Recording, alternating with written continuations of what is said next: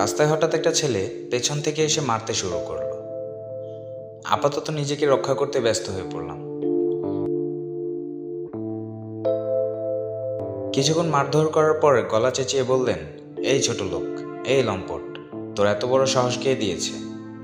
তুই আমার বোনের ওনার দিকে নজর দিস?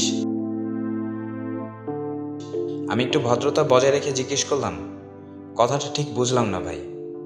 আপনার বোনের ওনার দিকে নজর দিয়েছি মানে?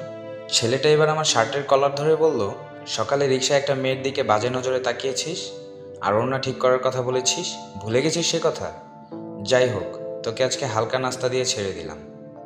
ফার্দার কোনো দিন যদি শুনেছি তুই আমার বোনের দিকে বাজে নজরে তাকিয়েছিস, তো তোর খবর আছে। কথাটা বলেই ছেলেটি চলে গেল। এদিকে আমি আহাম্মক বনে দাঁড়িয়ে গেলাম আর মনে মনে কল্পনা করলাম সকালে তার বোনকে এমন কি বাজে কথা বলেছি।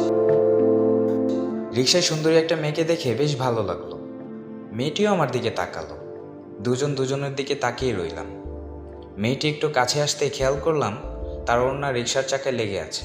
রিকশাটা আমায় ক্রস করবে, ঠিক তখন আমি বললাম, এই ওড়নাওয়ালি, তোমার ওড়নাটা ঠিক করো। মাথায় হাত দিয়ে দীর্ঘশ্বাস ফেলে বললাম, ও তাহলে এই ঘটনার জন্য মার খাওয়া লাগলো আমার। পরের দিন সকালে আবারও দেখলাম মেয়েটি রিকশায় কোথাও যাচ্ছে। আজকেও দেখি মেয়েটার ওড়না রিকশার চাকায় লেগে আছে। আমি হাত বাড়িয়ে বলতে যাব, কিন্তু সাহস হলো না। আজকে আমায় যদি আবারও খারাপ মনে করে, যদি আবারও তার ভাই দলবল নিয়ে এসে ঝামেলা করে। কথাগুলো চিন্তা করতে করতেই কানে ভেসে এলো কারোর চিৎকারের আওয়াজ। খেয়াল করে দেখলাম একটু দূরে মেয়েটা রিকশা থেকে পড়ে গিয়ে চিৎকার করছে। আমি একটু কাছে গিয়ে দেখি মেয়েটির ওড়না রিকশার চাকার মধ্যে পেঁচিয়ে গেছে। মেয়েটি আমাকে দেখে কিছুটা লজ্জা বোধ করলো। রিকশা চালক তখন মেয়েটির ওড়না রিকশার চাকা থেকে ছাড়িয়ে দিচ্ছিল।